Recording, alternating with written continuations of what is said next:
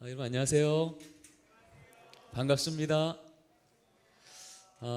참 좋은 교회, 우리 명성제일교회 와서 우리 다음 세대 가르치는 우리 선생님들과 부모님들을 만나게 돼서 얼마나 기쁘고 영광인지 모르겠습니다. 마치 아이돌 콘서트 집회처럼 마스크를 다 끼고 오시니까 예, 저도 이런 분위기는 처음인데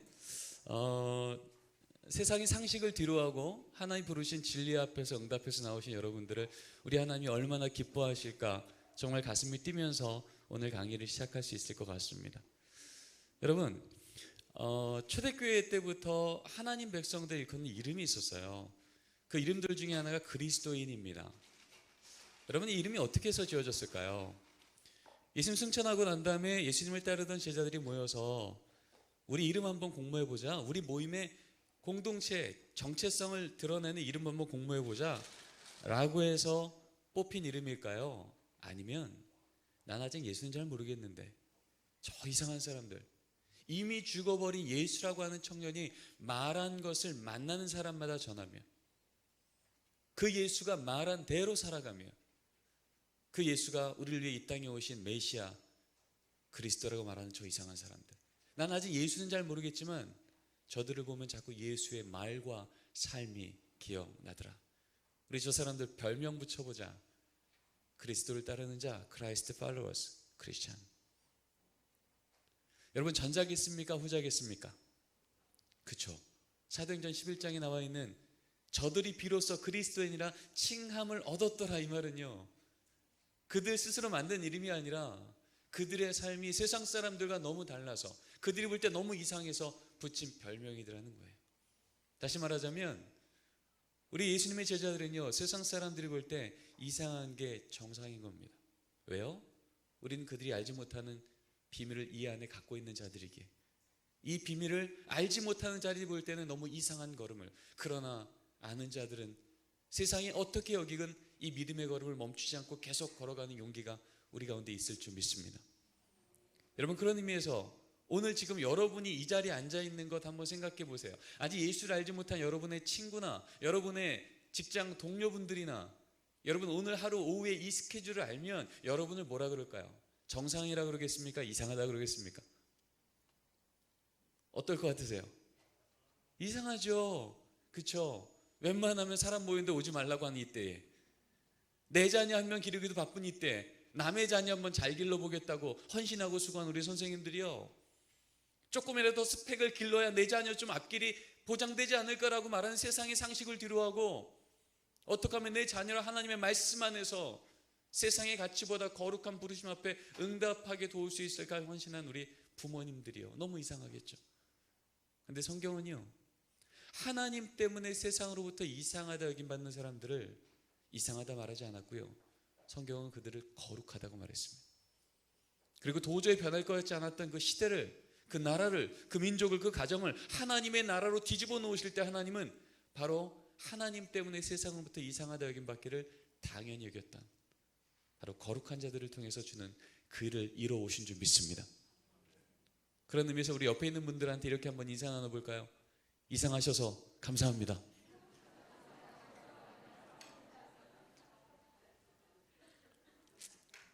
여러분, 정말 우리는 이상한 게 감사해야 됩니다. 그래서 초대교회 때부터는요, 예수 믿는 사람들은 인사법이 달랐어요. 세상 사람들하고 다른 인사를 했다고요.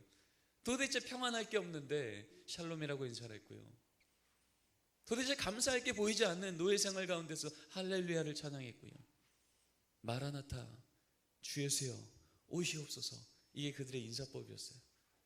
여러분, 문제는요, 지금 이렇게 하나님 때문에 세상부터 이상하다 여김받는 사람들의 숫자가 늘고 있습니까? 줄고 있습니까? 늘고 있어요? 줄고 있어요? 2016년도에 한국갤럽에서요, 우리 예수 믿는 성인 세대를 발표했죠. 아마 기억하실 분 계실 겁니다. 성인 세대 21%가 예수 믿는다라고 발표했습니다. 그래도 여전히 우리나라에 예수 믿는 성인이 20%가 넘었네, 참 기뻤죠. 그런데 당황스러움은요, 똑같은 시기에 우리 중고등부 아이들이요, 너희들 중에 예수 믿는 아이들 얼마나 되니? 라고 할 때 아이들이 몇 퍼센트나 저 예수 믿습니다 라고 했을까요? 10%에 더 적습니다. 7%에 더 적습니다. 4%에 더 적습니다. 3.8% 나왔습니다. 예수 믿는 부모 세대가 21%인데요. 같은 시대 그 자녀들이 3.8%예요. 여러분 3.8%면 우리 교단에서 선교사 파송할 때요. unreached people이에요. 미전도 종족이라고요. 미전도 종족이 저기 아프리카 얘기 아니고요. 기독교가 무너졌다는 저 유럽 얘기가 아니에요. 우리나라 얘기예요. 제가 이렇게 묻겠습니다. 21%의 부모 세대, 예수 믿는 부모 세대, 3.8%의 다음 세대, 어느 세대가 무너진 겁니까? 어느 세대가 무너졌을까요? 그래, 마스크 끼고 있으니까 제가 잘 안 들리는데, 여러분 보기에는 우리 부모 세대가 이렇게 아직도 믿음 지키는데 다음 세대 어쩌냐? 교회 학교 조금 더 힘내자. 선생님들도 힘내세요. 교회 학교에서 전도사님들도 복음 좀 잘 전해주시고 라고 말하겠지만 사실은요, 부모 세대가 먼저 무너진 거 아닙니까? 부모 세대가 무너지지 않고서야 내가 교회 갈 때 내 자녀가 전 교회 안 가요 라고 할 때 그래 넌 그래 라고 말할 수 있겠냐고요.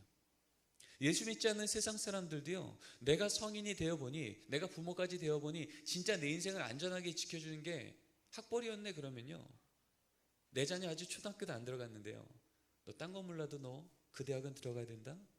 목숨 걸고 전합니다. 내가 부모가 되어보니 진짜 내 인생을 안전하게 지켜주는 게 돈이었네 라는 것이 내 안에 믿음이 생기면 내 자녀 어렸을 때부터 돈 쥐어주려고요, 유산 넘겨주려고요, 새벽부터 밤까지 힘든 줄 모르고 그렇게 수고하고 애쓰는 걸 당연하게 여기는 게 세상의 상식입니다.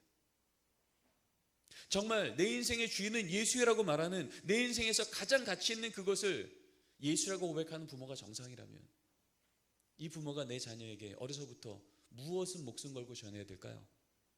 예수의 이름이요. 어려서부터 예수의 이름을 목숨 걸고 전하는 21%의 부모가 있는데 3.8%가 가능하겠습니까? 아니죠. 이것은 다음 세대가 무너지기 전에 먼저 부모 세대가 무너졌다는 증거입니다. 사실 여기에 대한 구체적인 자료들, 통계 자료들은요, 제가 셋째 주에 좀 나눠드릴 겁니다. 셋째 주에 어떻게 가정과 교회가 연계하여 우리 다음 세대를 강력하게 건강한 신앙의 생태계 안에서 기르게 할까? 일주일 168시간 중에 1시간 교회 학교에 딱 위탁하는 것만 말고, 시대가 지금 우리 아이들을 제자화시키고 있는 이 세상 속에서 매일 보는 핸드폰, TV, 인터넷, 학교에서 경험하는 경쟁 문화, 폭력 문화, 음란 문화, 그냥 노출되어 있는 우리 아이들에게 어떻게 하면 이 세상과 다르게 세상을 거꾸로 거슬러 올라가며 세상을 두려워하지 않고 세상을 긍휼히 여기며, 두려워서 공부하고 두려워서 직장 준비하는 게 아니라 하나님이 내게 주신 비전 때문에 세상을 불쌍히 여기며 거기 하나님 나라를 세워가자고 헌신하며 나아갈 수 있는 우리 자녀를 세울 수 있을까? 바로 그런 얘기들을 나눌 거예요. 그래서요, 예전엔 선교라 그러면 우린 대부분 수평적 선교만 생각했습니다. 다른 나라, 다른 언어권, 다른 문화권에 가서 예수 믿지 않는 그 나라, 그 민족이 예수 믿는 세대 되기까지 복음 전하는 선교사님, 미셔너리. 전 세계에서 선교사를 두 번째로 파송하는 대한민국, 21%의 예수 믿는 부모가 여전히 있는 대한민국. 그런데 그 자녀가 미전도 종족이 되어버리니, 아, 선교는 수평적 선교만 있는 건 아니구나. 아, 선교에는 수직적 선교도 있는 거구나. 수평적 선교 아무리 강조해도 지나침이 없죠. 다른 민족, 다른 언어권에 가서 복음 전해야 되죠. 그러나 우리가 그동안 놓쳐버렸던 수직적 선교요, 우리 나라, 우리 동네, 우리 집, 우리 애들, 이미 위전도 종족이 되어버린 이 애들 어떻게 할까? 그들에게 복음 전하기를 그 자리에서 버티며 포기하지 않고 시대를 탓하지 않고 그들에게 예수의 자녀 되기까지 복음 전하기를 실천해야 될 사람들이요. 교회 학교에 누굴까요? 교회 학교에 우리 선생님들이요. 가정에는요, 믿음의 부모님들이요. 말할 것도 없죠. 그리고 또 우리 자녀가 이제 교회 학교 다 졸업했다 했을지라도 하나님, 우리 부모 세대에 주셨던 그 부흥의 은혜를 우리 다음 세대 미전도 종족 안 됩니다. 저들에게 복음 주셔야 됩니다. 우리가 경험했던 그 은혜보다 더 큰 부흥을 저들에게도 주십시오라고 새벽마다 무릎 꿇어 기도하는 우리 명성제일교회 성도라면 누구나 다 그 직함이 교회 학교 교사건 믿음의 부모님이건 아니면 교회 학교 성도건 상관없이 우리는 모두 다 이 시대에 수직적 선교사로 부름받은 줄 믿습니다. 우리 아이들이 미전도 종족에서 예수 믿는 세대로 바뀔 때까지 이제 우리는 수직적 선교사로 부름받은 거예요. 그 이름이 교사건 부모건 상관없습니다. 여러분, 그런 의미에서 우리 옆에 있는 우리 성도님들, 또 교사분들, 부모님들 이렇게 한번 인사 나눠볼까요? 선교사님, 우리 아이들 잘 부탁드립니다. 여러분의 이름이 뭐라고요? 여러분 선교사님이세요. 왜요? 우리가 맡고 있는, 우리가 포기할 수 없는, 다른 사람이 하면 되지가 아니라 우리가 포기할 수 없는 우리 다음 세대들이 지금 미전도 종족이라니까요. 그러니 우리는 당연히 그들에게 복음을 전해야 될 이 시대의 수직적 선교사죠. 여러분, 그런 의미에서 선교사로서의 역량이 이 사주간을 통하여서 기초 역량이 채워지길 간절히 소원합니다. 여러분, 선교사 파송할 때 그냥 파송하지 않잖아요. 저 예수님 사랑해요, 그 말 갖고 파송하지 않는다고요. 훈련을 받아야 됩니다. 여러분, 박태환 선수를 불렀어요. 수영을 잘 배우기 위해서. 그래서 박태환 선수한테 강의를 들었어요. 얼마나 잘하시겠습니까? 그리고 강의만이 아니라 이제는 수영장으로 데려가서 샘플을 보여준 거예요. 자유형, 접영, 평영, 배영, 완벽한 샘플을 보여줬어요. 지식 들었죠? 눈으로 샘플을 봤죠. 자, 그럼 여러분, 수영 잘하고 싶은 사람은 손 들어보세요. 다 손 들어요. 자, 그럼 입수 어떨까요? 수영합니까? 못합니까? 아직은 못해요. 왜요? 지식이 없어서요? 동의하지 않아서요? 아니에요. 뭘 못해서요? 훈련받은 적이 없는 거예요. 모두 하고 싶다니까요. 동의한다니까요. 지식 들었고요. 어떤 원리인지 알고요. 그리고 나도 그렇게 수영하고자 결단까지 했어요. 그런데 문제는요, 훈련받지 않으면 입수해서 들어가는 물은요, 내가 생각하고 내가 결단한, 그렇게 누리고 수영할 수 있는 물이 아니라 똑같이 빠져드는 물이 될 수도 있다는 거예요. 하다못해 수영 하나도요, 훈련받지 않으면 안 됩니다. 여러분, 그래서요, 성경은 말하길 빌립보서 1장 9절에 너희의 사랑 위에 지식과 총명을 더하라고. 사랑만 갖고 안 된다는 거예요. 여러분, 여기 많은 부모님들이 있잖아요. 우리 자녀들 사랑만 갖고 잘 큽니까? 내가 이렇게 사랑하는데 우리 아이들이 왜 저러지라는 생각이 들진 않습니까? 사랑으로 하는 말인데 그 말이 사랑으로는 전달이 안 되고 부담으로 전달되는 것 경험하지 않습니까? 저 역시 두 자녀의 부모로서 늘 그 한계 속에 살아가며, 성경이 진짜 우리의 자녀를 만드신 하나님이 진짜 원리를 우리에게 알려주셨구나. 여러분, 그래서 이 4주간의 훈련이 왜 강의라고 하지 않고 훈련이라고 말하냐 하면, 여기에는 여러분의 실천이 필요하기 때문에 그래요. 매주 전 여러분에게 숙제를 드릴 거예요. 위클리 미션 드릴 거예요. 여러분, 이제는 들으시고 결단하시고 동의하셨으면 이제는 실천까지 나아가 4주 동안의 성장이 있는 수직적 선교사로서의 역량이 충전되어지는, 그래서 우리 담임 목사님께서 이제 이 수료증을 줄 때 여러분 정말 역량으로서의 수료를 받는 그 귀한 시간이 있기를 간절히 바라요. 우리 옆에 있는 분들하고 마지막으로 한 번만 더 인사 나누겠습니다. 이렇게 인사 나누겠습니다. 우리 동의만 말고 실천해 봅시다. 인사 나누겠습니다. 예, 좋습니다. 자, 화면을 좀 넘겨주시겠습니까? 네, 우리 제목 한번 읽어볼게요. 시작. 4주간의 커리큘럼은 이렇습니다. 첫 번째는 우리가 교회학교 선생님이거나 가정의 신앙의 부모건 상관없이 우리는 말씀을 전하는 자거든요. 그런 의미에서 말씀을 전한다는 건 어떤 영적 원리가 내 안에 있어야 되는가 라고 하는 부분에 대한 얘기를 오늘 나눌 거고요. 2주차 다음 주에는요, 우리 자녀들이 영예치기 때, 아동기 때, 청소년기 때, 청년기 때 그들의 인생의 주기마다 마치 정원 사는 계절마다 해야 될 역할이 다르듯이, 우리 자녀들이 인생의 계절이 바뀔 때마다 그들의 영적 정원사인 우리는 어떻게 그들을 양육해야 될까, 어떻게 대화를 해야 되고, 어떤 신앙적 과제가 있고 그 과제를 위해서 우리 뭘 도와야 될지, 이런 것들을 다루는 시간, 연령별 신앙 양육에 대한 얘기가 다음 주에 다룰 겁니다. 그리고 3주차에는요, 아까 얘기한 것처럼 가정과 교회가 연계하여 신앙 전수한다는 건 구체적으로 성경에서는 어떤 명령들이 있으며 그 명령들은 어떤 실천들로 우리가 할 수 있을까에 대한 구체적인 교사의 역할, 부모의 역할에 대한 얘기를 같이 나눌 겁니다. 그리고 마지막 주에는요, 그러한 가정과 교회가 연계하여 신앙을 전수하는 가장 오래된 성경적이고 교회사적 실천의 현장, 성경에도 명령했고 교회사 2000년 역사에도 가정과 교회가 연계하여 강력하게 신앙 전수가 일어났던 그 자리, 뭘까요? 가정 예배요. 그래서 가정 예배를 어떻게 드릴 수 있을까에 대한 얘기를 마지막 주째 할 겁니다. 여러분, 이 4주의 여정이 좀 보이십니까? 기대가 되세요? 네, 기대가 되죠. 여러분, 목표를 가기 위해서 우리가 정거장을 잘 건너가셔야 됩니다. 오늘 첫 번째 정거장인 교사로서 내가 교회학교 교사건 믿음의 부모건 내가 말씀을 전하는 교사가 된다면 그 영적 원리가 무엇이며 난 뭘 잘하고 있고 뭘 놓치고 있는지 오늘 그 오답 노트를 좀 체크하는 시간을 가질 겁니다. 자, 넘겨주시겠습니까? 넘겨주세요. 더 넘겨주세요. 좋습니다. 자, 운동선수가요, 중요한 경기를 앞두고 필드에 나가면 뭐부터 연습할까요? 기술 연습할까요? 기본기 연습할까요? 기본기 연습해요.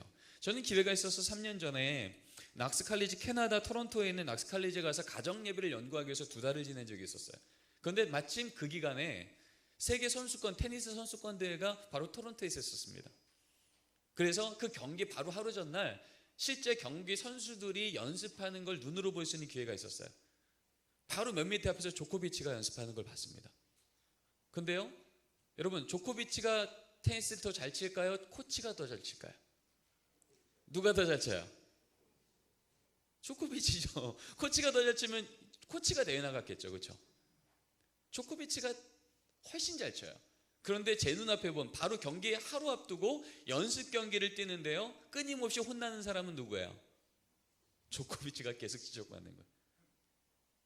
코치가 훨씬 못 치는데 조코비치를 앞에 두고요, 계속 공 넘기면서 다시 한번, 다시 한번 계속 혼나는 거예요. 그러다가 어느 정도 이 교정이 되고 나면 그때부터 편하게 공을 치는 걸 눈앞에서 봤어요. 제가 그때도 다시 한번 깨달은 건요, 진짜 중요한 경기일수록, 진짜 전문가일수록 그에게는요, 기본기 점검이 진짜 실력되는 거예요. 여기 우리 교사분들 중에 뭐 10년 교사, 20년 교사 하신 분 있겠죠. 베테랑일 거예요. 이런 교육 안 받아도 나는 충분히 잘하고 있으라고 생각하실 수 있어요. 맞아요, 그럴 수 있어요. 그러나 그런 전문가일수록 우리가 뭘 점검해야 된다고요? 기본기요. 여러분, 조코비치도 코치한테 매일 점검받으면서 경기를 준비한다니까요. 그래서 우리는 기독교 교육의 가장 기본기부터 한번 점검하며 시작해 보자는 거예요.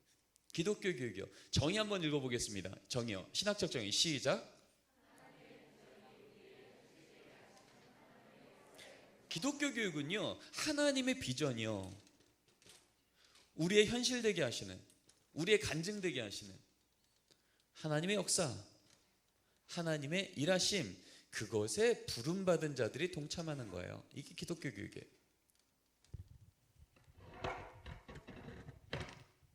그렇다면 하나님의 비전이 뭐였을까요? 우리 인류를 향한 하나님의 비전이요, 아담이 신라고 날 그때부터 하나님께서 일관적으로 구약 성경을 통해서 일관적으로 선언하신, 난 사실 너희들한테 이런 꿈 갖고 있어, 이 꿈 내가 이룰 거야 라고 말씀하신 하나님의 비전이 있어요. 같이 한번 읽어볼까요? 화면이요. 나는 너희 중에, 읽겠습니다. 시작.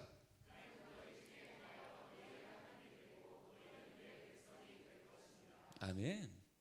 이 말씀은 여기 레위 말씀만에 있는 건 아니에요. 구약에 반복됩니다. 이스라엘 백성들이 바닥 칠 때마다 더욱더 하나님 말씀하시는 건요, 아이고 너희들 함량 미달이구나, 안 되겠다, 이런 얘기 한 적이 없으세요? 너희들이 죄악의 끝판까지 한번 가봐. 그렇다고 내가 너희를 향한 나의 꿈이 변개되나? 나는 마침내 너희의 하나님이 될 것이며 너희는 내 백성이 될 거야.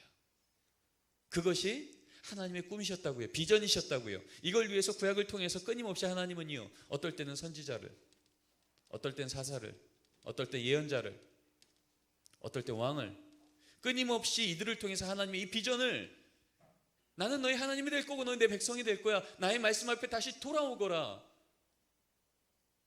너희를 향한 나의 생각은 재앙이 아니라 소망이며 꿈을 주기 위한 거라고 끊임없이 말씀하셨는데, 여러분, 이 말이 전달될 때마다 이스라엘 백성들 가운데, 아 그렇군요 하나님, 회개하고 돌아섰습니까? 아니면 계속해서 하나님의 길을 떠나갔습니까? 전자입니까? 후자입니까?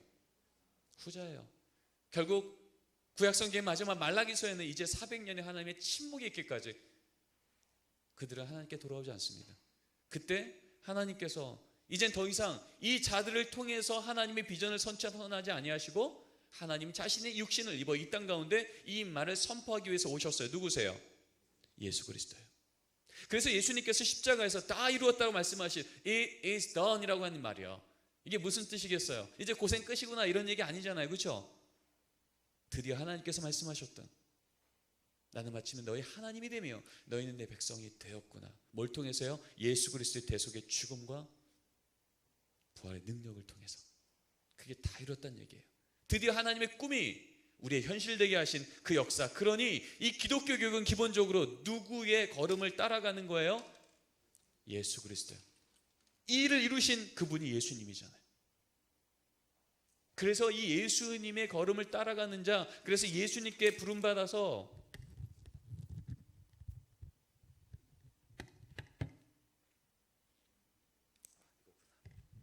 그래서 예수님의 부름받아서 이 걸음을 따라가는 자를 제자라고. 우리는 이 제자로 부름받은 게 지금 우리 교회학교 선생님이고 믿음의 부모님이잖아요. 맞습니까? 그래서 기독교 교육이라 하면 하나님의 우리를 향하신 비전이 우리의 현실되도록 하나님께서 역사하신 것을 우리로 경험케 하시고 그것을 동참케 부름받은 자들이 여기에 참여하는 게 기독교 교육이에요. 그래서 기독교 교육을 영역으로 따지자면 감사합니다. 영역으로 따지자면 이런 영역인 거죠. 이걸 나무에 비유하자면 똑같은 나무인데요. 교회 학교의 교사, 가정의 부모, 또 세상의 학교 일터에서의 삶, 그리고 세상을 변화시키는, 그래서 이런 교회와 가정과 일터와 사회가 하나님의 나라로 이루어져가는, 그래서 이 나라의 뿌리가 되어지는 것, 하나님의 꿈이 현실되게 하신 예수 그리스도를 따라가는 이 영적 원리, 기독교 교육, 이것이 우리가 지금 걸어가는 가장 기본이라고 할 때, 여러분은 지금 만약에 교회학교 교사라면 교회학교 교사라는 가지를 통하여 우리 아이들의 열매가 맺혀지는 거고요, 부모라는 가지를 통하여 우리 아이들의 열매가 맺혀지는 거예요. 여러분, 좋은 열매가 풍성하려면 무엇이 튼튼해야 돼요? 그렇죠. 뿌리가 튼튼해야 되는 거예요. 말할 것도 없어요. 그러면 우리는 기독교 교육, 이런 뿌리가 지금 내 안에 든든하게 세워져 있는가라고 하는 이 부분을 점검하는 게 오늘 우리가 다루고자 하는 이 기독교 교육의 기본기인 거죠. 그런 차원에서 조금만 더 기독교 교육으로 한번 들어가 봅시다. 기독교 교육이요. 두 단어가 합해진 단어입니다. 두 단어요. 뭐와 뭘까요? 기독교 교육. 무슨 단어일까요? 그렇죠. 기독교와 교육이에요. 기독교와 교육이 합해진 단어가 기독교 교육이에요. 그러면 기독교는 크라이스트가 기독된 거 맞죠? 그러면 그리스도는 누구세요? 성자 예수 그리스도시죠? 그러면 기독교는 성자 예수 그리스도만 믿습니까? 아니죠. 또 누굴 믿어요? 그렇죠. 성부 하나님이요. 또요? 성령님이요. 그런데 왜 우리는 성부, 성자, 성령님 삼위일체 하나님을 믿으면서 왜 성자 예수 그리스도란 이름으로 통칭할까요? 왜 기독이라는 이름으로 통칭할까요? 우리 아까 얘기했잖아요. 성부 하나님이 우리를 창조하시고 우리를 향해서 하나님의 꿈을 말씀하시고 그 능력으로 우리 인도하셨지만, 여러분, 성부 하나님의 사랑과 능력과 계획이 우리 가운데 선포되었지만 우리가 그것을 인정치 않았고 돌아섰을 때 우리에게 핑계치 못하게 인간의 몸을 이 땅에 오신 하나님 성자 예수님께서 드디어 주님의 하나님께서 우리를 향하셨던 그 계획과 사랑과 능력을 십자가의 죽으심과 부활하심으로 드러내셨잖아요. 맞습니까? 그러면 예수님의 부활하심을 본 모든 사람이 다 하나님 앞으로 돌아왔습니까? 아니지 않아요. 그 소식을 들었지만 어떤 자들은 이를 갈며 어찌할꼬 하며 회개를 했지만, 세례를 받았지만, 어떤 자들이 이를 갈며 돌을 던지고 거부했잖아요. 그 차이가 뭐예요? 누구의 깨닫게 하심을 따라? 성령님의 깨닫게 하심을 따라. 아멘 하는 자들은 이 성부 하나님의 사랑과 경륜과 능력이 성자 예수님을 통해서 이 땅에 드러났음을 믿어 성령님의 깨닫게 하심을 따라 성부, 성자, 성령 삼위일체 하나님의 역사 가운데 내가 하나님의 백성으로 회복되었구나를 믿게 된 거죠. 맞습니까? 네. 그렇기 때문에 사실은 그리스도, 성자 예수 그리스도를 통칭하지만 성부, 성자, 성령, 기독교는요 삼위일체 하나님에 대한 영역이에요. 반면에 교육은요, 그 한복판에 누가 있냐면 인간이 있습니다. 인문교육, 사회교육, 자연교육, 모든 교육의 그 중간에 인간이 있어요. 인간이 사는 삶, 인간 자신, 인간 둘러싸는 자연, 이것이 어떤 원리로 돌아가는가를 연구하는 것이 교육이에요. 그것의 변화를 요구하는 거죠.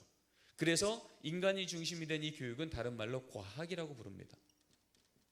인문과학, 사회과학, 자연과학. 여러분, 과학은 사이언스라고 하는 건요, 중요한 원리가 있습니다. 조건에 따라 결과가 결정되는 거야. 이게 과학이에요. 그래서 내가 원하는 결과를 얻어보려고 조건을 막 바꿔봅니다. 계속 바꾸다가 내가 원하는 결과를 딱 얻게 됐어요. 그때 우리는 실험에 성공했다라고 말하는 거예요. 실험에 성공하면 어떤 좋은 일이 생기냐 하면 내가 원하는 이 결과를요, 마음껏 조작할 수 있어요. 생산할 수 있다고요. 뭐만 맞추면요? 조건만 맞추면요. 그러니까 나름대로 이 과학이라고 하는 것은 우리 삶에 필요한 이 결과를 우리가 마음껏 조작하고 제작할 수 있다 보니까 과학은 우리 삶에 도움이 됩니까? 안 됩니까? 되죠. 너무 많이 도움이 되는 거예요. 그래서 이 과학적 원리로 볼 때 조건이요, 돈 없는 것보다 있는 게 좀 편하네. 건강이요, 없는 것보다 있는 게 더 편하네. 권력이요, 없는 것보다 있는 게 더 편하네. 과학적 사고로 우리가 세상을 바라볼 때 조건이라고 하는 것이 나의 삶을 조금 더 편하게 하는 것처럼 보일 때 우리 인생을 여기에다 걸기 시작합니다. 돈에도 건강에도 권력에도. 나름 지혜가 있습니까? 없습니까? 있는 거예요. 나의 삶이 조금 더 편안하고 보장되는 것처럼 보이는 것에 내가 조건을 걸어보는 거예요. 그러니까 돈 조금 더, 건강을 조금 더, 스펙을 조금 더, 권력을 조금 더. 나름 지혜가 있는 거죠. 문제는요, 우리의 삶은 조건대로 결과가 다 보장됩니까? 안 됩니까? 이게 우리의 딜레마인 거예요. 분명히 과학은 조건과 결과에 따라서 조건을 맞추면 결과가 보장되어지는 것이 과학적 원리인데, 문제는 우리의 삶이 과학으로 다 설명되지 않는 거예요. 그것을 세상 사람들은요, 이 과학이라고 하는 영역, 자연의 이치 영역 외에 나머지는 이해가 되지 않으니 그것을 운이라 그러기도 하고 재수라 그러기도 하고 운명이라 그러기도 하고, 난 잘 모르겠지만 어쨌든 그 영역은 내가 잘 모르겠습니다. 그러나 내가 알고 있는 이 영역 안에서 이것만큼은 내가 확실하게 걸면 내 인생 조금 더 보장되죠. 이게 과학적 사고를 가지고 세상을 보는 사람들의 세계관인 거죠.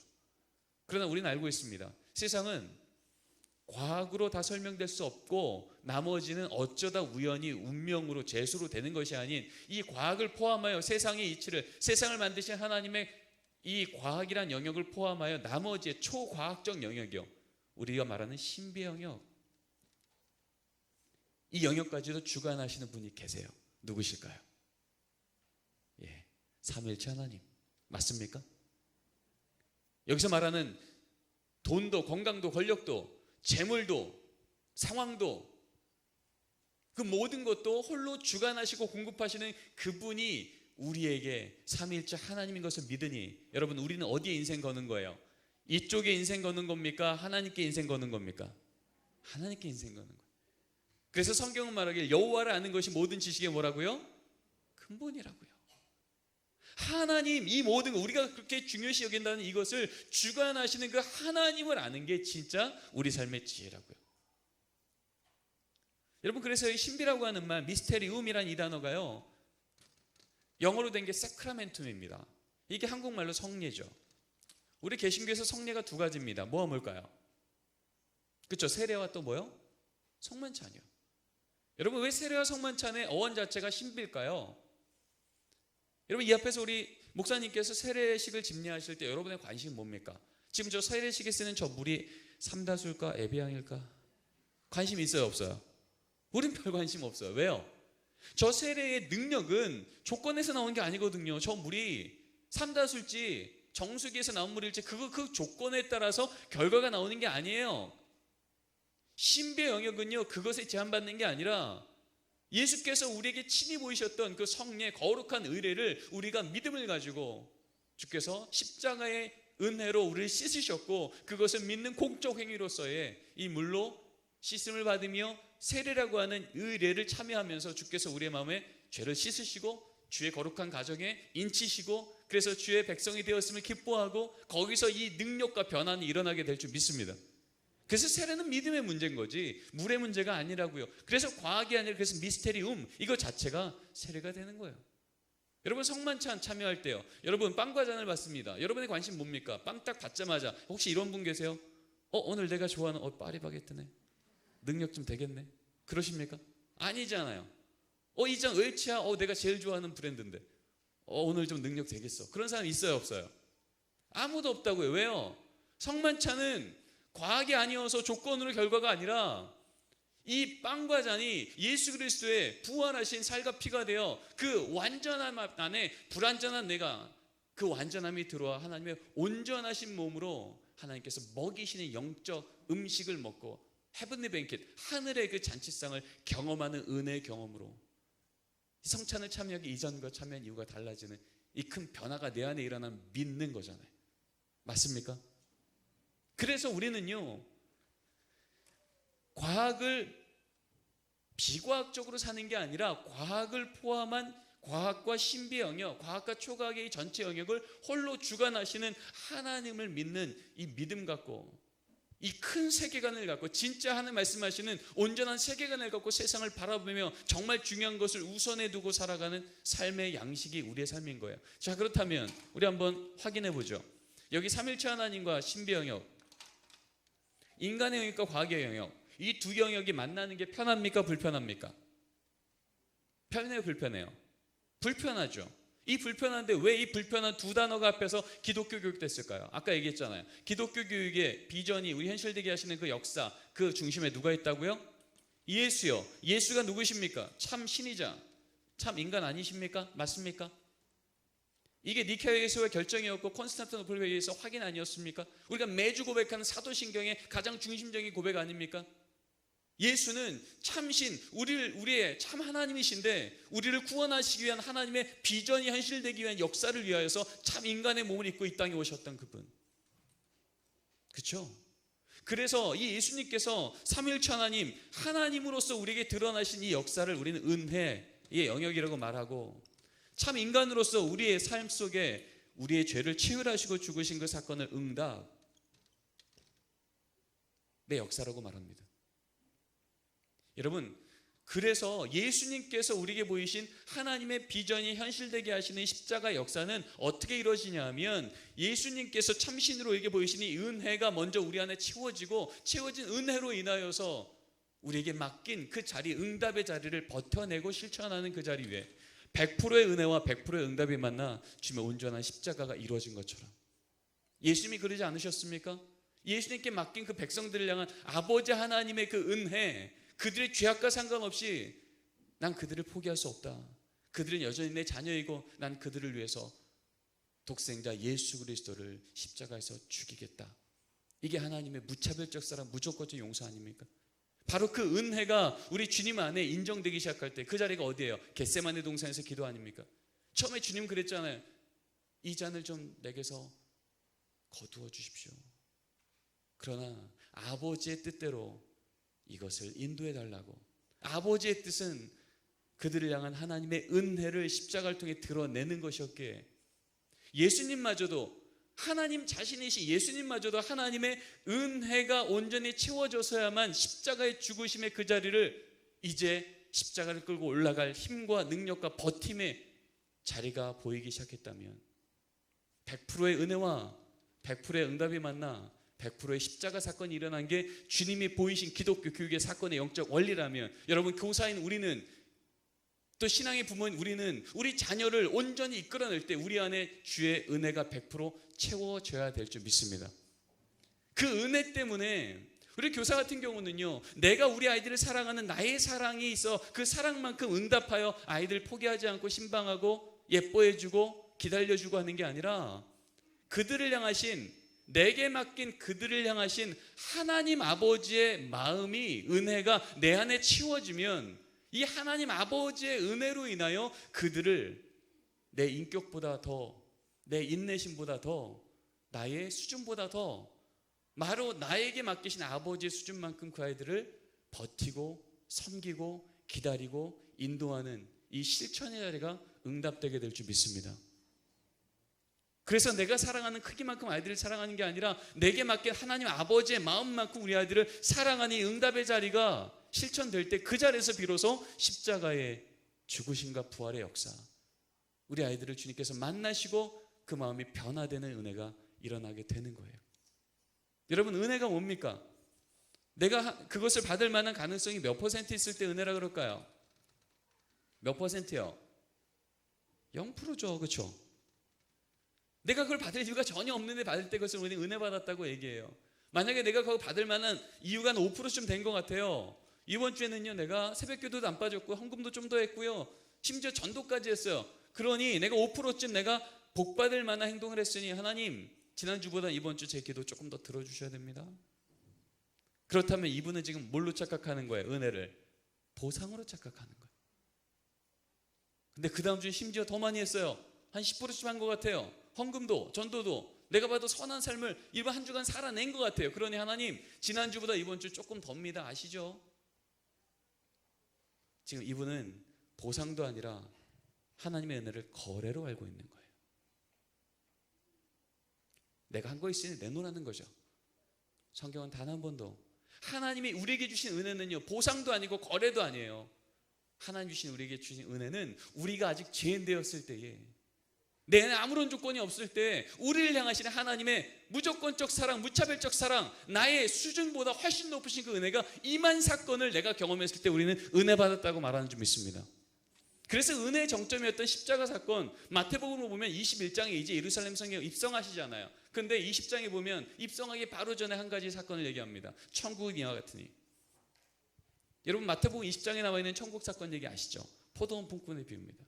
아침 9시에, 12시에, 오후 3시, 오후 5시 6시가 돼서 정산하는데 어찌된 일인지 아침에 9시에 온 사람이나 5시에 온 사람 똑같이 하루씩 품삯 주는 거예요.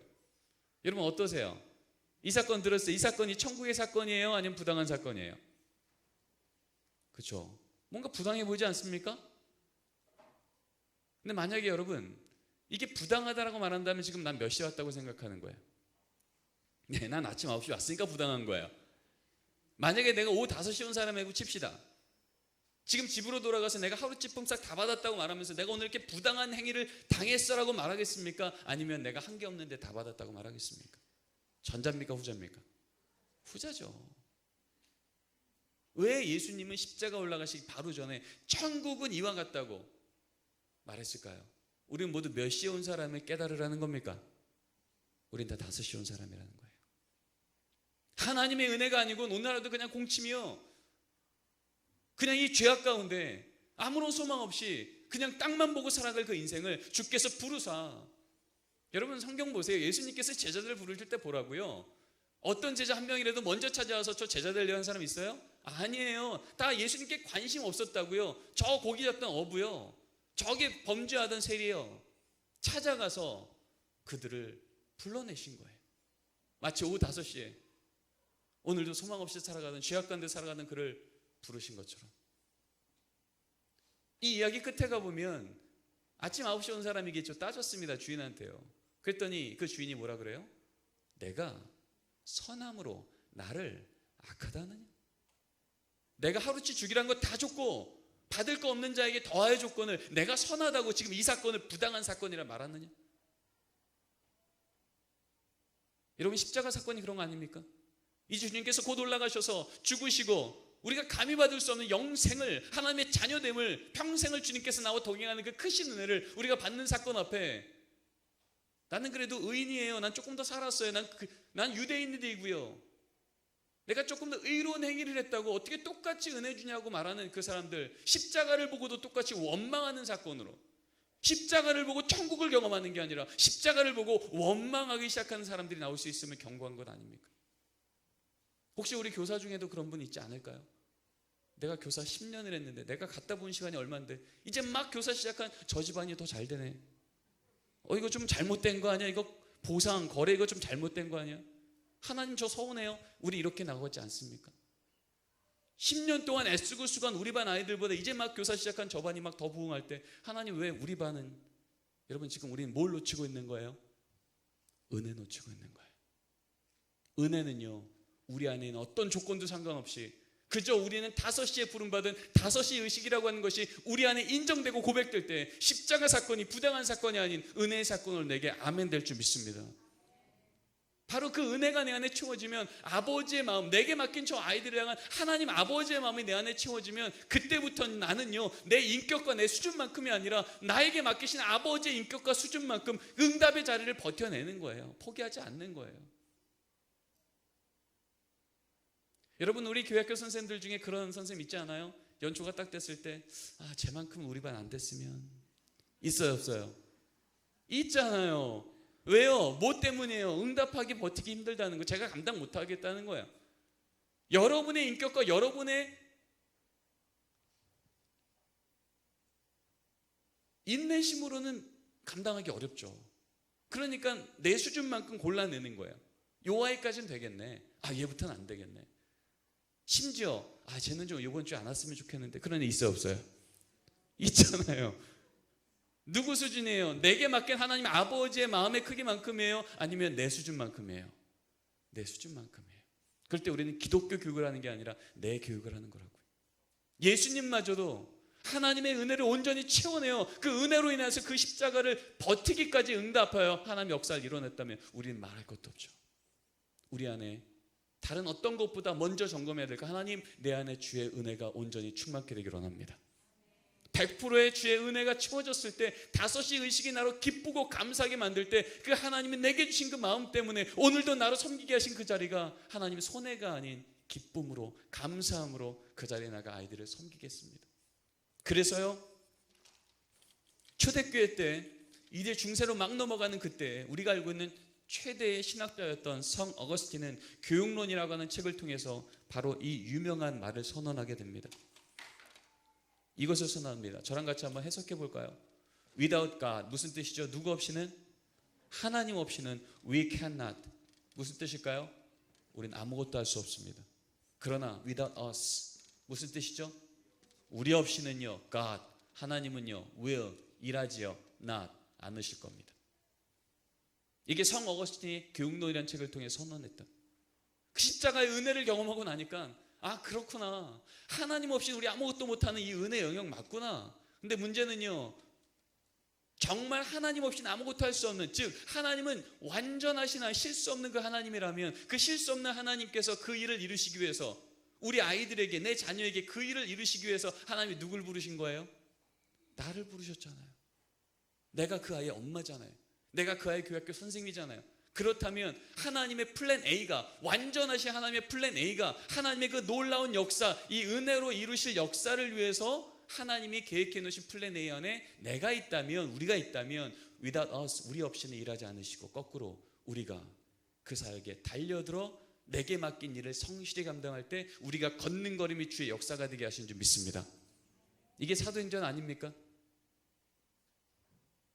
사도행전이요, 인간이 모여 결정하고 인간이 모여 기관을 만들고 무언가를 해냈는데 우린 그것을 다 성령 행전이라고 말하잖아요. 왜냐하면 그 모든 인간의 결정과 걸음마다 성령님이 개입하시고 주도하시고 인도하셨기에 이건 내가 한 것이라 말하지 않고 하나님이 하신 역사라고.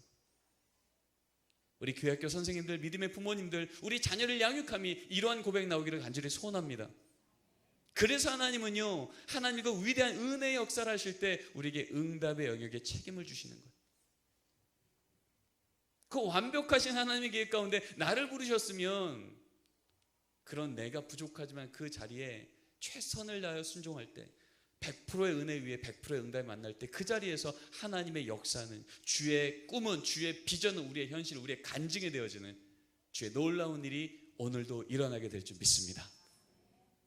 자, 우리 옆에 있는 우리 선생님들하고 한번 이렇게 인사 나눠보죠. 100%의 은혜와 100%의 응답으로 나아갑시다. 인사 나누겠습니다. 네,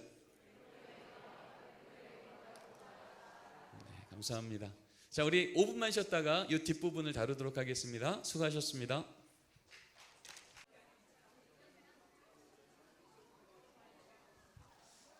자, 이제 시작하겠습니다. 화면 한 번만 더 넘겨주시고요. 네, 자, 우리 성경 말씀 같이 한번 읽어보겠습니다. 시작.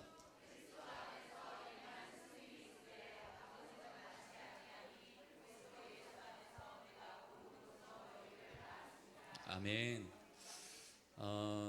사도 바울은요, 십자가의 은혜를 경험하고 나서 자신을 다메섹도 성에서 부르시사 이방인의 빛으로 삼았던 예수 그리스도, 그분을 전하는 삶을 살면서 깨닫게 된 거예요. 복음을 전한다는 건, 진리가 그 안에 들어가 삶이 변한다는 건 지식을 전해서 입으로 전하는 게 아니라 진리를 전해서 삶으로 보여주는 거구나.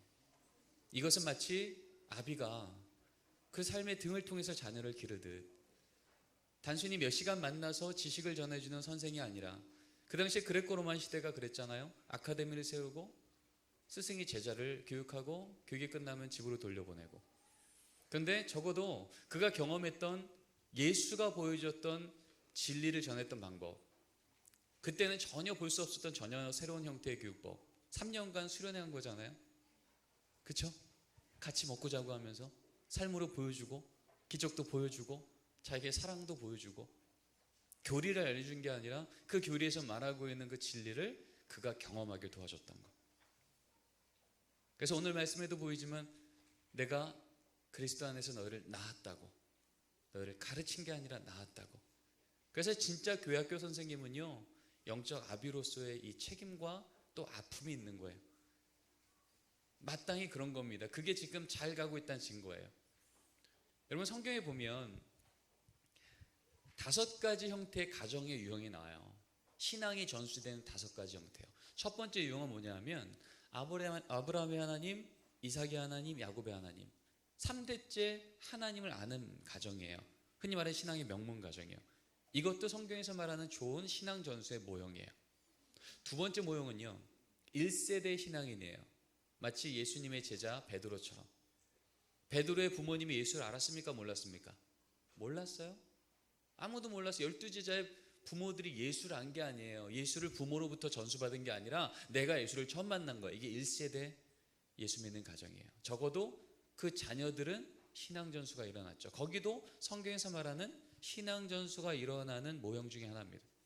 세 번째 모형은요, 확대된 가족 모형이에요. 예를 들면 이런 거죠.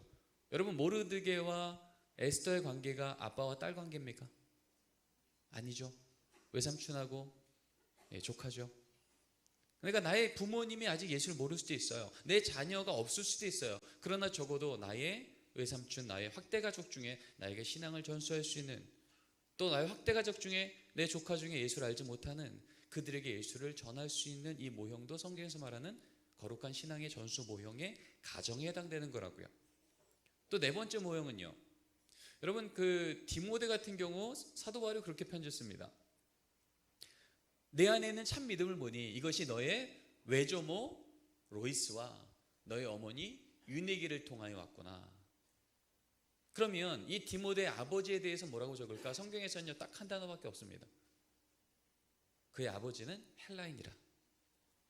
여러분, 그레코 로만 시대 때에 그냥 헬라인이란 이 단어 자체는요, 그냥 어느 민족이란 얘기가 아니라 그 민족이 갖고 있는 문화까지 포함된 단어예요. 그러니까 그냥 일반적으로 이해하면 예수를 알지 못했다, 아직은 예수를 알지 못했다, 아비를 뒀다는 얘기예요. 물론 그것은 학자들의 견해이기 때문에 안 그럴 수도 있지만, 어쨌든 그 당시에 사회문학적 접근으로는 그렇게 해석이 된다고요. 성경에서는 이 아버지에 대해서는 헬라인이란 말밖에 없어요. 그러나 더 분명한 것은 지금 사도 바울을 통해서 고백하는 건, 내 안에는 참 믿음, 결핍한 믿음이 아니라 온전한 그 믿음이 너의 어머니의 믿음에서 왔고 또 너의 외할머니의 믿음에서 왔다는 거예요. 그러니까 여기서 알 수 있는 것은 한부모 신앙 가정, 또 신앙의 전수가 일어날 수 있는 가정이다. 성경에서 말하고 있는 이렇게 해서 믿음이 전수되는구나 라는 것을 얘기하겠죠. 그리고 마지막 모형은요, 사도 바울이 디모데한테 이런 말을 씁니다. 그는 참 내 아들이라. 디도서 1장 6절에 가보면 이렇게 말합니다. 디도는 나의 참 아들이라. 사도 바울한테 있어서 디모데나 디도가 육적인 자녀입니까? 아닙니까? 아니에요. 육체적으로는 전혀 관계가 없어요. 그런데 누구냐면 영적인 아비와 아들의 역할이 되는 거예요. 복음을 전하는 자, 복음을 받는 자예요. 내가 책임지고 얘의 삶을 위해서 중보하고 세워주고 인도하고 멘토하고. 누굴까요? 우리 교회학교로 보면 누굴까요? 교회학교 선생님이에요. 그러니까 적어도 우리 교회에 나오는 아이들은요, 그 부모가 예수를 믿는 복된 가정일 수도 있고 아직은 예수를 믿지 않는 가정일 수도 있지만, 누구도 예외 없이 이 5가지 성경적 모형 안에 다 들어있겠습니까? 예외가 있겠습니까? 예외가 없는 거예요. 그래서 적어도 이 자리에 있는 우리 교회학교 선생님들이나 믿음의 부모님들은요, 여러분이 맡고 있는 아이들 혹은 자녀들 중에 누구도 예외 없이 성경에서 말하고 있는 영적 아비의 역할로 부름 받은 거예요. 맞습니까? 네. 그리고 이 역할을 우리로 감당케 하시는 거죠. 자, 그런 의미에서 지금 우리 첫 시간에는 기독교 교육이라고 하는 것의 영적 원리에 대한 얘기를 들었어요. 한번 복습해 봅시다. 100%의 뭐와? 은혜와 100%의 뭐요? 응답이요. 이것이 우리 안에 채워질 때 그 안에서 하나님이 우리 안에 역사하시는 하나님의 선물이 신앙인 거예요. 자, 그런 차원에서 그러면 이렇게 100%의 은혜와 100%의 응답이 만나는 자리에서 아이들이 변한다면 우리가 지금 현장에서 가르치는 곳에서 그렇게 하고 있나를 점검할 필요가 있겠죠. 자, 세 가지 핵심 점검 포인트를 아까 또 말했던 기독교 교육이라는 단어로 한번 풀어보겠습니다. 화면 한번 넘겨주시죠. 네. 기독교 교육의 관계적 원리 세 가지 실천 포인트. 자, 목적론부터 읽겠습니다. 시작. 기독교를 교육하는 것. 주체론이요. 시작. 기독교가 교육하는 것. 3번 가치론이요. 기독교적으로 교육하는 것. 이것이 기독교 교육입니다. 아까 얘기했던 100%의 은혜 위에 100%의 실천한다는 그 말은 기독교를 교육하고 기독교가 교육하고 기독교적으로 교육하는 걸 내가 지금 하고 있는지 점검하고 잘하고 있으면 계속 가시면 되고 놓치고 있으면 이제 바꾸셔야 돼요. 자, 그러면 첫 번째부터 한번 가보죠. 기독교를 교육하는 것. 여러분 아까 기독교가 뭐라 그랬어요? 누구라 그랬어요? 삼일체 하나님이요. 그렇죠? 그러면 기독교를 교육한다는 건 누구를 교육하는 거예요? 하나님에 대해서 교육하는 거예요. 근데 여러분 우리가 하나님에 대해서 교육할 때 주로 뭘 씁니까? 뭘 써요? 그렇죠. 하나님 말씀, 성경을 쓰잖아요. 그래서 여기 말씀에서 나온 원리, 교리를 쓰기도 하고 신조를 가르치기도 하고 주기도문을 가르치기도 하고 십계명을 가르치기도 하고 어쨌든 본질은요 하나님의 말씀이에요. 근데 문제는요 우리가 기독교를 교육하기 위해서 이 성경 말씀을 가르치지만 실제로 여러분 가르칠 때 여러분이 성경 말씀을 가르치는 거 맞습니까? 이렇게 물으면 조금 움찔하시죠? 도대체 뭔 얘기를 하려고 저러나? 맞는데 맨날 성경 갖고 아들 가르치는데 한번 점검해 볼까요? 여러분 솔로몬의 재판 얘기입니다. 다 아시죠? 이 이야기를 우리 아이들에게 성경 공부 시간에 가르쳤어요. 가정 예배 시간에 이야기를 나눴어요. 그러고 나서 우리 아이한테 묻습니다. 오늘 들었던 얘기 한번 물어볼까? 아이가 정확하게 기억합니다. 그러고 나서 이 아이한테 묻죠. 근데 혜건아, 너 오늘 이야기는 잘 기억하고 있는데 혹시 오늘 이야기의 주인공이 누구라고 생각해? 1번 솔로몬, 2번 엄마들, 3번 하나님. 누굴 것 같아? 우리 아이가 뭐라 그럴까요? 솔로몬이요. 여러분 우리 아이 입에서 오늘 주인공이 솔로몬이란 말이 나온 순간 여러분 누구 전한 거예요? 하나님 전한 거예요? 솔로몬 전한 거예요? 솔로몬 전한 거예요. 우리는 기독교를 교육해야 되는데 우리는 솔로몬을 교육하고 마칠 수도 있다는 거. 우리는 이스라엘 역사 이야기를 전하는 역사 선생님이 아니에요. 이스라엘 역사 이야기를 통하여 드러난 하나님을 전하는 자들이에요. 맞습니까? 근데 우리는 나도 모르게 하나님은 전하지 않고 이야기만 얘기하다 마칠 때가 있다고요. 여러분 만약에 오늘 이야기의 주인공이 솔로몬이라는 이 말이 만약에 중학생 아이들한테 이 솔로몬의 재판 이야기를 얘기하다가 이 결론이 났다 치면 그 이야기를 들은 이 아이들이요 오늘 주인공 솔로몬 얘기를 듣자마자 이 마음속에 은혜와 감격과 변화가 일어납니까?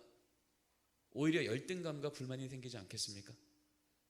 아니 분명히 하나님은 나를 사랑하신다고 하는데 나를 차별 없이 돌보신다고 말씀하시는데 아니 솔로몬은 태어날 때부터 왕자, 우리 집은 안 그렇고 솔로몬 학원 갔다는 얘기 한 번도 없는데 똑똑하고 난 맨날 다니는데 성적 그저 그렇고. 여러분 이 아이 입장에서 정말 오늘 이야기 주인공이 솔로몬으로 끝나면 이 이야기 성경 이야기가 정말 이 삶을 감동시키겠냐고요. 불만 같지 않겠습니까? 아무리 봐도 오늘 이야기 솔로몬, 나도 솔로몬만큼 저 환경이면 나도 하나님 믿지. 근데 우리 집은 안 그래. 주인공이 솔로몬에 끝날 때 이 아이는요 오히려 이 말씀이 나에게는 불만이 될 수 있는 하나님, 그 하나님 나를 사랑하지 않으셔 로 오해하지 않겠습니까? 근데 그때 이 아이들에게 믿음의 부모님이든 교회학교 선생님이든 기독교를 전해야죠. 이 이야기에 드러난 하나님의 성품이 무엇이며 하나님의 언약이 무엇인지를 전해줘야죠. 그때 우리 아이한테 묻는 겁니다. 혜건아 봐봐, 솔로몬의 이 위대한 이 몇천 년이 지나도 다 들려지고 있는 이야기, 이 이야기의 그 조건이 어디에 있는지 볼까? 어려서부터 솔로몬이 똑똑했단 말이 있니? 없네. 과외 받았다는 얘기 있어? 없네. 딱 하나 있는데, 하나님 저를 하나님 나라 위해서 쓰시겠다고요? 저 그러면 하나님 지혜 주세요. 하나님 나라를 위해서 저 쓰실 거라면 하나님 저한테 필요한 지혜 달라고 기도로 구했더니 하나님이 바로 그 지혜가 필요한 그 순간마다 후히 그 지혜를 부으사 하나님이 그 약속을 지켜내셨던 하나님의 사건이 오늘 얘기네. 오늘 이야기의 주인공 진짜 누구실까? 누구 때문에 이 일이 일어났을까? 그때 우리 아이 입에서 뭐가 나올까요? 하나님이요. 지혜를 후히 주시는 신실한 하나님이요. 그래, 오늘 이야기의 하나님은 하나님 나라를 위해서 내게 지혜 달라고 구하면 그 지혜 주시는 분이시네. 혜건아, 너 평소에 공부할 때 너 학교 가자마자 앉아서 너 기도하고 하루 시작한 적 있어? 오늘도 하나님 저한테 지혜 주세요. 오늘도 하나님 세상에 끌려가지 않고 세상을 하나님 나라로 바꿔갈 바로 그 대학, 그 과를 위해서 제가 오늘 공부하는데 저 지혜 주세요. 기도한 적 있니? 한번 이번 한 주간 해볼까?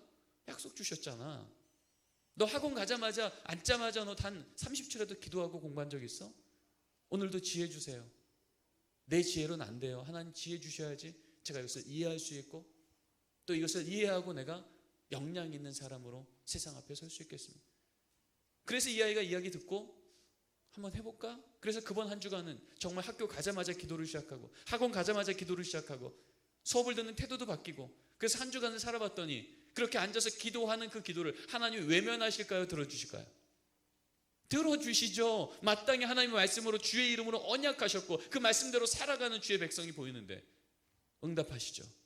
그래서 그번 한 주간은요 예전과 다르게 공부하는데 소망도 생기고 힘도 생기고 용기도 생기고 다른 거예요.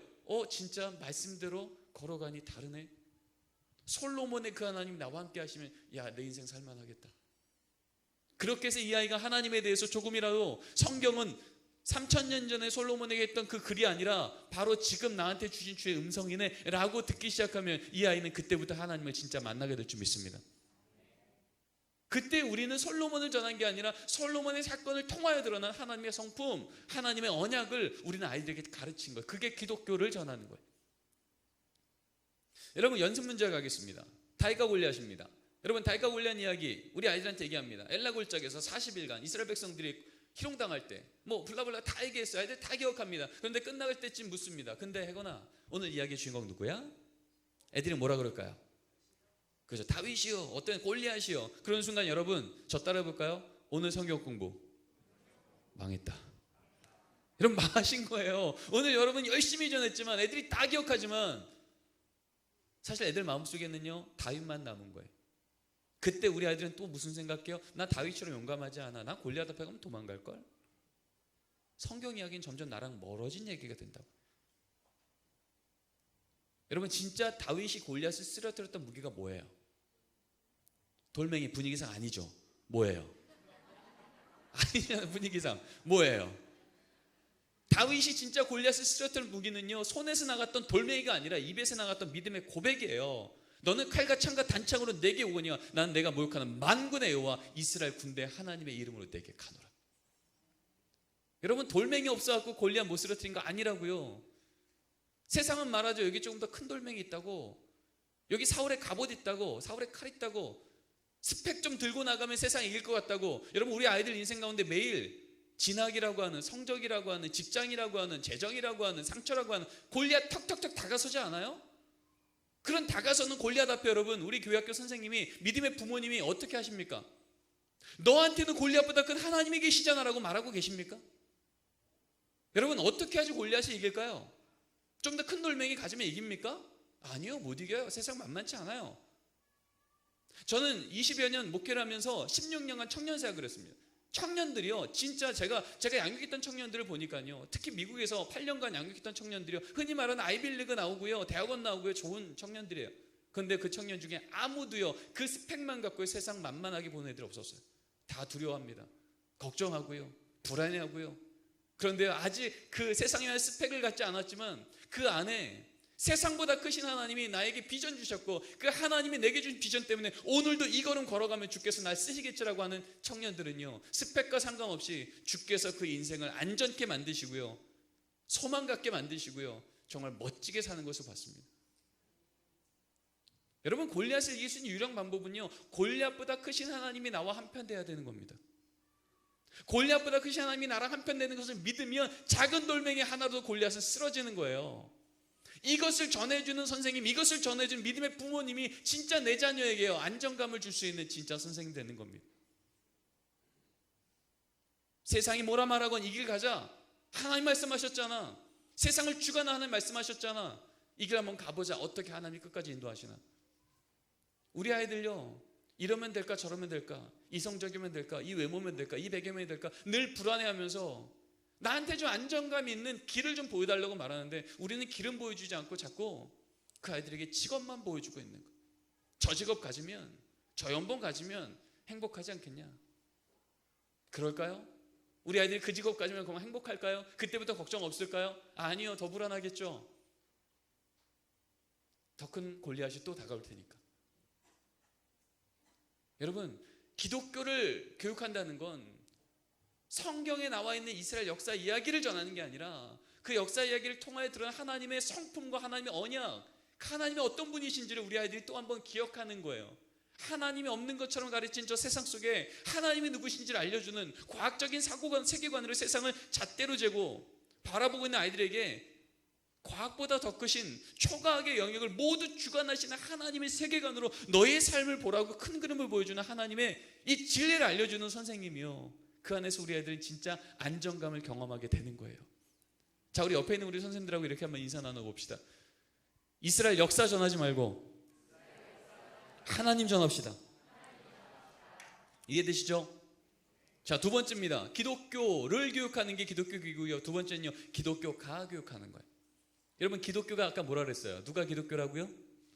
삼일체 하나님이요. 그러면요, 여러분, 우리 선생님이 가르쳐요, 또 우리 부모님이 가르쳐요. 하지만 적어도 우리가 하나님을 가르치는 자리라면 누가 가르치고 있는 거예요? 하나님이 가르치는 거예요. 여러분, 그림 그릴 때 붓을 통해서요, 색깔도 칠하고 붓도 칠하고 곡선도 칠하고 직선도 칠하고 다 붓이에요. 그러나 우리는 알고 있죠, 진짜 그림 그리는 게 붓이에요, 화가예요? 화가잖아요. 화가가 그리는 거라고요. 붓을 쓰는 거라고요. 여러분, 아까 얘기했죠, 우리 없이는 일하지 않으신 하나님께서 우리를 들으신다면 우리는 붓이 되는 거예요. 여러분, 그러면 우리 교사 선생님들이 내가 시간 내고 내가 애쓰고 내가 헌신해서 지금 우리 아이들을 만나지만 결국 그 자리를 가게 하시니 믿음 주신 분이 누구세요? 하나님이세요. 이게 내 안에 고백이 되어지면 여러분, 우리는 함부로 실망하지 않습니다. 함부로 교만하지 않습니다. 여러분, 내가 우리 아이들을 위해서 하나님 주신 마음 때문에 일주일 내내 말씀을 묵상하고 이 말씀의 지식만이 아니라 이 말씀 우리 아이들 마음속에 역사가 아닌 진리로 들어가기 위해서 충고기도 하고, 그리고 아이들을 만났어요. 그리고 성경 공부하는데 아이들이 계속 떠들어요. 그때 여러분 안에 마음이 어때요? 평안해요? 분노가 쌓이세요? 내가 니들을 얼마나 준비해, 니들이 떠들어? 본전 생각나지 않으세요? 내가 준비한 것만큼 화나지 않으세요? 그때 우리는 깨닫게 되는 거예요. 지금 나는 기독교가 교육하고 있는 거예요? 내가 교육하고 있는 거예요? 내가 기대한 것만큼, 내가 갖다 부은 것만큼, 아까 얘기했잖아요, 보상만큼 결과 나오길 기대하는 거라고요. 그건 은혜가 아니에요. 그건 인문학이라고요. 적어도 우리가 기독교 교육에 참여하는 자들이라면 하나님이 나를 통해서 지금 우리 자녀에게, 내게 맡긴 그 아이들에게 복음을 전하며 이 시대 영성의 실력 갖춘 아들로 만들고 있는 것을 믿는다면, 여러분, 내가 한 것만큼 아이들에게 나오지 않아도 하나님이 지금 여전히 그 연약함에 제한받지 않으시고 이 자리에서 일하고 계심을 믿는 거예요. 맞습니까? 여러분, 그것을 믿는다면, 내가 진짜 부실하면 나를 쥐고 있는 자가 실력 있는 화가인 것을 믿으면 여러분, 그림 그리는 과정 가운데 함부로 절망하지 않아요.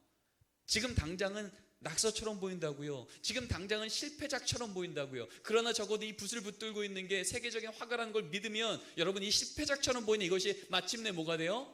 작품의 밑그림이 되는 거예요. 믿으십니까? 연약한 만큼 간증이 나오고요, 무너진 것만큼 주의 은혜가 드러나는 거예요. 주님께서 계셨던 그 빈들은요, 은혜의 결핍이 아니라 오병이의 역사가 일어나게 될 은혜의 그릇이었다고요.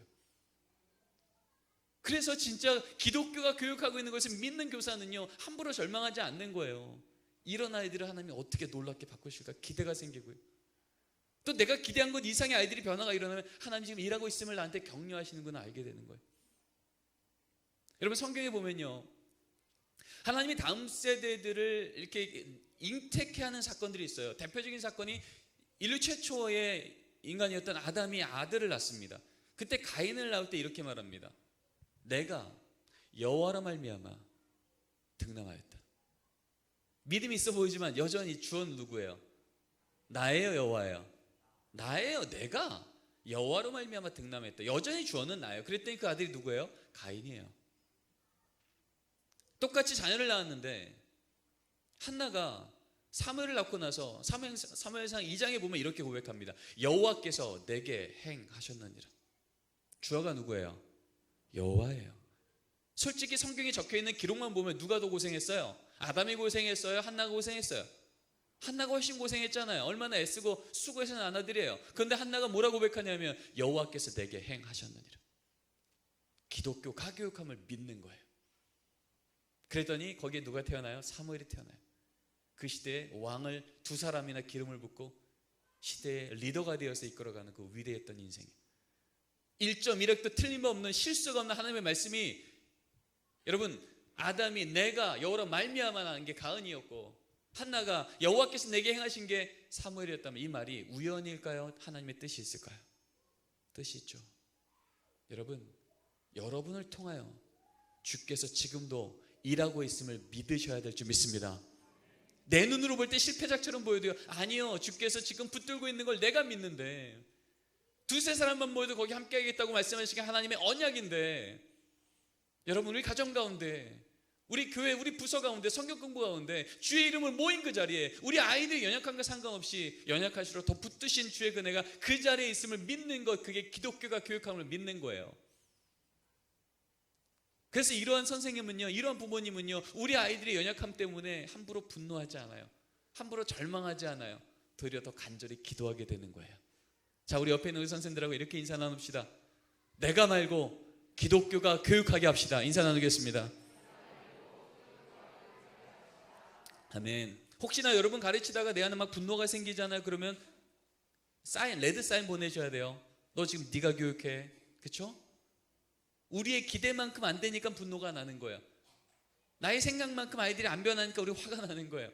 그것은 내가 교육하고 있다는 사인이에요. 레드 사인이에요. 그때 우리는 걸음 멈춰야 되고 주께 다시 기도하는 겸손함이 있어야 될 줄 믿습니다. 마지막이죠. 마지막이요. 우리 화면 한번 띄워주시겠습니까? 아니요, 그 앞에 장. 앞에 장이요. 네, 감사합니다. 자, 같이 일어나 같이 한번 읽겠습니다. 시작. 기독교 교육은요, 기독교를 교육하고 기독교가 교육하는 걸 믿고 마지막으로 기독교적으로 교육해야 돼요. 그러니까 실천에 대한 구체적인 영역이 마지막이에요. 여러분, 기독교적이라고 하는 것은요, 하나님께서 다스리는 현장이 되는 것을 경험하는 거예요. 왜요? 기독교 하나님께서 다스리는 것처럼, 하나님이 행하시는 것처럼 그런 세계관으로 우리도 그 자리에 참여하는 거거든요. 그렇다면 저 밑에 적혀 있는 것처럼요. Characteristics of God's Kingdom. 그리스도가 주인이 되시면 하나님 나라의 특징이 드러나는 게 상식입니다. 맞죠? 여러분, 천국은 장소와 시간의 개념이 아니라 통체 개념인 거 아시죠? 천국은 죽으면 가게 될 언젠가 그때 그 장소가 아니에요. 천국은 하나님께서 통치하시는 그 자리가 천국인 줄 믿습니다. 그래서 하나님 나라가 여기 있다 저기 있다 하지 말라고, 내 안에 있다고, 하나님의 다스림이 주인 되면 그것이 천국인데요. 그래서 예배는 천국을 이 자리에서 경험하는 놀라운 자리잖아요. 그런 의미에서 여러분, 우리가 기독교 교육을 할 때 점검해야 될 건요, 내가 교육하는 이 현장이 하나님 나라의 특징이 지금 드러나나? 예를 들면 이런 거죠. 성경 공부하기 전까지는요, 우리 반 애들이 너무 기뻐해요. 가정 예배 드리기 전까지 우리 집 애들이 너무 좋아해요. 행복해요. 즐거워요. 성경 공부 시작하면 아이들이 우울해하고 짜증내고 불안해하고. 여러분, 하나님 나라가 임한 거예요? 임하지 않은 거예요? 임하지 않은 거예요. 하나님 나라 특징은요, 여러분 어때요? 어둠이 있는 곳에 하나님 나라가 임합니다. 어떻게 되죠? 밝아져요. 싸움이 있는 곳에는요, 화해가 일어나요. 차별이 있는 곳에는요, 환대가 일어나요. 이게 하나님 나라 특징이에요. 근데 우리는 기독교 교육을 할 때 이 부분을 많이 놓칩니다. 하나님 나라 특징이 있다가도 없어져요. 도대체 무슨 일일까? 여러분, 제가 어렸을 때요, 제 모교회에서 주일학교 예배, 특별히 아동부 예배 드릴 때면요, 늘 예배 시간 드리기 바로 전에 이 찬양을 같이 부르고 예배를 시작했어요. 아마 여러분들도 기억하신 찬양일 겁니다. 예배 시간에 떠드는 아이, 예수님이 보시면 뭐라 하실까? 아니 안 돼요. 예수님이 화내실 거야. 예수님 화내십니까? 예배 시간 떠들면 너 세 번째야, 너 따라 그러십니까? 아니잖아요. 오히려 성경은 아무리 큰 죄를 지었어도 주 안에서 그 죄에 내가 덮는다고, 주의 은혜가 더 높다고, 괜찮다고, 나오라고 말하는 게 주의 말씀 아닙니까? 선생님은 화내실 거야. 그렇죠? 선생 엄청 화나잖아요. 어떻게 준비한 예배인데, 어떻게 준비한 찬양이 네 떠들어? 그러나 여러분, 우리는요, 나도 모르게 하나님의 기독교적으로 교육하고 있지 않고요, 자꾸 내 방식대로 교육하고 있는 거예요. 통제하고 기준 잡고, 안 되면 함량 미달이라고 말하고, 넘어오면 칭찬하고 안 되면은 질책하고. 여러분, 이게 예수님의 방법이었습니까? 아니었잖아요. 예수님이 말했던 괴물 같았던 교사들, 바리새인과 율법학자들 했던 방법이 딱 그 방법 아닙니까? 여러분, 요한복음 8장에 가보면 가장 대표적인 율법으로 사람을 죽여내었던 사건이 나옵니다. 가늠한 여인 사건이죠. 이 여자도 할 말이 없는 거예요. 제7계명 어겼고요, 모세 율법대로 이제는 돈을 맞아 죽어도 할 말이 없는 거예요. 그 사건 앞에 이제 예수님 앞에 이 사람들이 끌고 와서 얘기합니다. 예수님, 이 여자 돌로 쳐 죽일까요? 말씀대로 이 여자는 제7계명을 어겼고 말씀대로 돌려쳐 죽일까요? 그때 예수님께서 말씀하십니다. 뭐라 그러시죠? 너희들 중에 죄 없는 자가 돌로 쳐. 근데 성경은요, 이 말을 하기 전에 의도적으로 예수님의 제스처에 집중을 하십니다. 주님이 뭐라 그러셨죠? 이 말하기 전에 허리를 구부리시며 땅에 뭔가 쓰셨어요. 여러분, 땅에 쓴 그 글자가 중요하면 성경에 적혔을까요? 안 적혔을까요? 적혔겠죠, 중요하면요. 근데 성경에는 뭐라 쓰셨지만 그 글자가 중요하지는 않았던 것 같아요. 지금 중요한 건 예수님의 애티튜드예요. 주님의 태도라고요. 여러분, 아침 일찍 끌려온 이 여자였다는 얘기는요, 이 여자가 현장범으로 끌려왔다는 얘기고요, 그 말은요, 평소에 이 여자가 이러고 살았다는 걸 알았다는 얘기예요. 그때 주님께서 말씀하시는 거죠. 너희들 중에 죄 없는 자가 돌로 쳐. 근데 여러분, 웬일인지 그렇게 주님이 뭔 말만 하면 말꼬리 잡고 따지고 그렇게 논쟁하기 좋아하던 그 바리새인 율법학자들이 단 한 말도 하지 않고 다 떠나갑니다. 도대체 무슨 일이 있었길래? 이런 건 아니었을까요? 주님께서 너희들 중에 죄 없는 자라고 말할 때 이 주님의 말 앞에 이 뉘앙스에 그들이 영적으로 어떤 메시지를 드린 거 아닐까요? 너희들이 지금 제7계명 갖고 이 여자 죽여야 된다고 말하느냐? 하나님이 너희들한테 주었던 가장 큰 계명 갖고 따져보자. 하나님을 사랑하고 내 이웃을 내 몸과 같이 사랑하는 것, 그게 가장 큰 계명이라고 그랬는데, 지금 이 여자가 평소에 이러고 살았던 걸 알았는데 누구라도 한 명 가서 내가 도와줄 테니 이러고 살지 맙시다, 내 이웃을 내 몸과 같이 사랑하여 그를 도와준 자가 있냐? 제 가장 큰 계명 앞에 너희들도 다 범죄하였고, 이 여자도 제7계명으로 범죄하였으면 이 여자도 죽고 너희들도 죽는 것이 하나님의 뜻이겠냐? 아니죠. 거꾸로 했겠죠. 이 여자도 살고 우리도 살려내는 게 하나님의 뜻 아니었겠냐고요. 이러한 뉘앙스들이 그들 가운데 흘러가지 않았을까 저는 상상해 봅니다. 그러자마자 주님께서 다시 허리를 구부리십니다. 그러고 나서 이 여자한테 얘기합니다. 나도 너를 정죄치 아니하니. 여러분, 죄는요, 없다 칩시다라고 없어집니까? 아니에요. 죄는 없다 칩시다라고 없어지는 게 아니에요. 죄는 대가를 치러야 없어져요. 주님께서 나도 널 정죄치 않아라는 얘기는 무슨 얘기일까요? 너 그 범죄한 죄 때문에 내가 죽을 거야. 내가 너의 그 범죄를 위해서 십자가에서 죽을 터이니 이젠 누구도 너를 죄로 참소치 못할 거야. 지금 이 여자가 뭘 받은 거예요? 은혜 받은 거예요. 나의 범죄 때문에 주께서 죽으시는 은혜를 받은 거예요.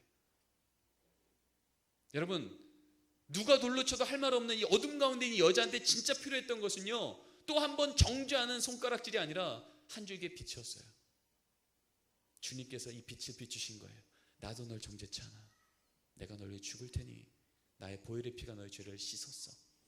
이 은혜를 받고 나니까 그 다음 단계예요. 은혜 받고 나니까 주님은 이제 똑같은 선언을 합니다. 가서는 다시는 죄 짓지 마.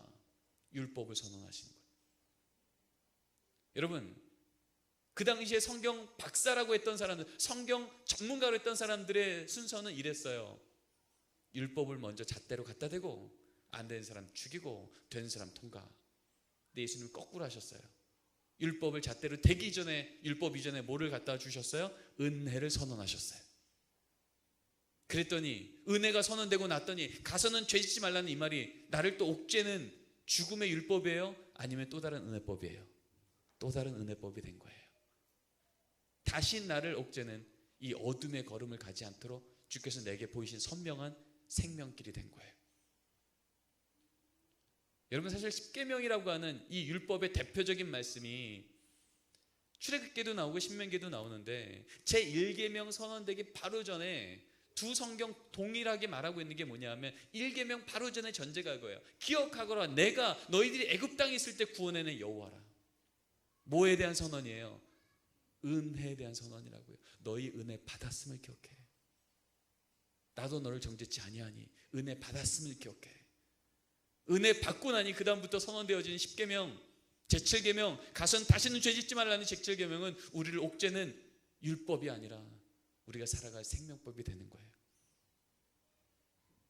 여러분, 우리는 우리 아이들 복음으로, 말씀으로 잘 기르고 싶어서 때로는 혼내기도 하고 때로는 권면하기도 하고 소리를 내기도 하고 하지만 여러분, 화내지 말라는 얘기가 아닌 거잖아요. 우리가 우리 아이들에게 율법을 말하기 전에 뭘 보여주고 있냐는 거예요. 은혜부터 보여줄 때 우리 아이들에게 들려지는 율법은 내가 기뻐 따라가고 싶어하는 은혜의 응답이 될 줄 믿습니다. 가서는 다시는 죄 짓지 말라는 이 말씀 앞에 이 여인은요, 예수님한테 비정함을 느낀 게 아니에요. 은혜를 느낀 거죠. 지각하지 말아야죠. 결석하지 말아야죠. 수련회 와야죠. 맞아요. 그게 맞아요. 근데요, 이거 안 하면, 너 떠들면 하나님이 은혜 덜 줄걸? 덜 예뻐하실걸? 여러분, 자꾸 조건 걸고 은혜를 얘기하기 시작할 때 어느샌가 그 조건은 우리 아이들에게 나는 그렇게 못하는데.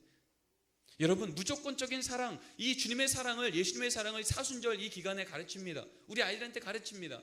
그럴 때 얘기하죠. 괜찮아, 너희들이 어떤 죄를 졌어도 주님은 다 용서하죠. 괜찮아, 나와봐, 이 얘기 들어보자. 근데 이 얘기를 하는 중에 얘는 계속 떠들어. 근데 넌 좀 일어나서 있어. 너희들 어떤 죄를 져도 괜찮아, 지금 똑같이 사랑하셔. 근데 걔는 일어나서 떠들어. 넌 저 벽 보고 서 있어. 벽 보고 서 있는 그 아이가 듣는, 귀로 듣는, 너희들이 어떤 잘못에서 주님은 똑같이 사랑하셔, 괜찮아, 주님 앞에 나와 라고 말한 저 말, 이 아이에게 어떻게 들릴까요? 저 말? 거짓말. 저 말 정말이라면 저 선생 나 엄청 미워해. 이 둘 중에 하나 외에는 답이 없는 거예요. 그러면 저 말이 거짓말로 들리건 저 선생님이 나를 엄청 미워하건 이 아이가 이 귀로 들리는 주님이 나를 위해서 어떤 죄를 지어도 똑같이 사랑한다는 이 말이 정말 진리로 들릴까요? 아니죠. 오해되겠죠. 똑같네. 여기도 똑같네. 함량미달이라고 안 된다 그러네. 그래, 난 여기 안 맞아. 내가 무슨 교회? 난 그렇게 거룩하지도 않고. 여러분, 교회는 죄 지은 자가 모여 주의 은혜로 인하여 변화되는 곳이지, 조건된 자들이 모여 우리는 지금 구원받았어라고 교만한 자들이 아닙니다. 우리 선생님이 우리 아들에게 보여줘야 될 게 뭡니까? 우리는 은혜를 먼저 보여줄 때 우리 입에서 나오는 율법은 그들에게 조건이 아닌 또 다른 은혜법으로 전달될 줄 믿습니다. 예배 시간에 떠드는 아이 주님께서 화내시지 않잖아요. 그렇죠? 기억하십시오. 괜찮다고, 어디가 아프냐고. 여러분, 그러면서 우리 아이들은 은혜 가운데 변해가는 거예요. 여러분, 시간이 다 됐고요. 제가 여기에 대해서는 얘기할 것이 많지만 앞으로 3주가 남았기 때문에 조금 더 그 뒤에 나누도록 하겠습니다. 여러분, 기억합시다. 우리 마지막 우리 고백 읽고 마치겠습니다. 넘기겠습니다. 한 번 더 눌러주시고요. 자, 1번부터 읽겠습니다. 시작. 2번입니다. 3번입니다.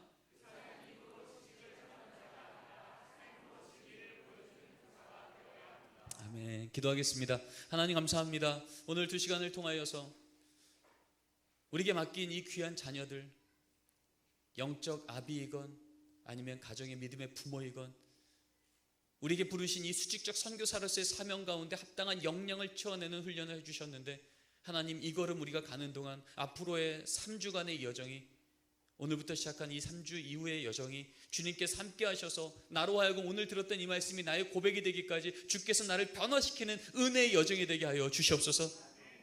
내가 우리 아이들을 변화시키기 전에 내가 예수를 닮아가는 변화가 먼저 일어나게 하여 주시옵시고, 그래서 우리가 전하는 말씀이 기독교를 전하며 기독교가 전하며 기독교적으로 전하는 역사가 매주 우리의 현장 가운데 일어나 우리의 교회 학교가 우리의 가정이 주님 안에서의 은혜의 현장으로 변화주는 이 감격이 이번 한 해 내내 우리 가운데 일어나게 하여 주시옵소서. 그렇게 인도하신 하나님 감사하며 이 모든 말씀 예수님의 이름으로 기도드립니다. 아멘. 우리 하나님께 감사 박수 올려드리겠습니다.